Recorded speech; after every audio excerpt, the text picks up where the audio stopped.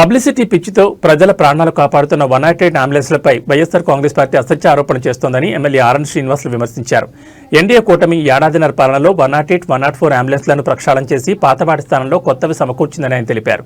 సోమవారం ఉదయం రుయా ఆసుపత్రి అత్యవసర విభాగాన్ని జనసేన ఉమ్మడి చిత్తూరు జిల్లా అధ్యక్షులు డాక్టర్ పసుపులెట్టి హరిప్రసాద్తో కలిసి పరిశీలించారు.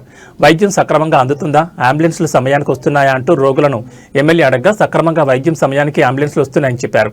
అనంతరం అంబులెన్స్ల condition MLA RN Srinivasulu doctor Hariprasad పరిశీలించారు. తిరుపతి జిల్లాలో 41 అంబులెన్స్లు, తిరుపతి నియోజకవర్గంలో 8 అంబులెన్స్లు పూర్తి కండిషన్తో తిరుగుతున్నాయని 108 జిల్లా కోఆర్డినేటర్ సురేష్ తెలిపారు. అలాగే 104 అంబులెన్స్లు కూడా పూర్తి కండిషన్తో ప్రజలకు అందుబాటులో ఉన్నట్లు 104 జిల్లా కోఆర్డినేటర్ రాజేష్ వివరించారు.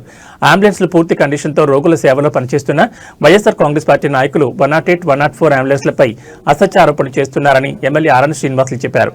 5 ఏళ్ల వైఎస్సార్ కాంగ్రెస్ పార్టీ పాలనలో అనుభవం లేని అరవింద్ సంస్థకు 108, 104 నిర్వహణ కట్టబెట్టి వాటిని షెడ్లకే పరిమితం చేశారని ఆయన ఆరోపించారు.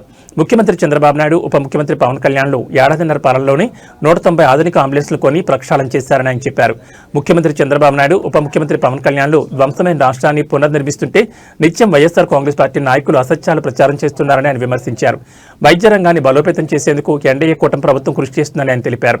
వైఎస్సార్ కాంగ్రెస్ పార్టీని 151 నుంచి 11 స్థానాలకు ప్రజలు పరిమితం చేసినా ఆ పార్టీ నాయకులకు జ్ఞానోదయం కలగడం లేదని ఆయన అన్నారు.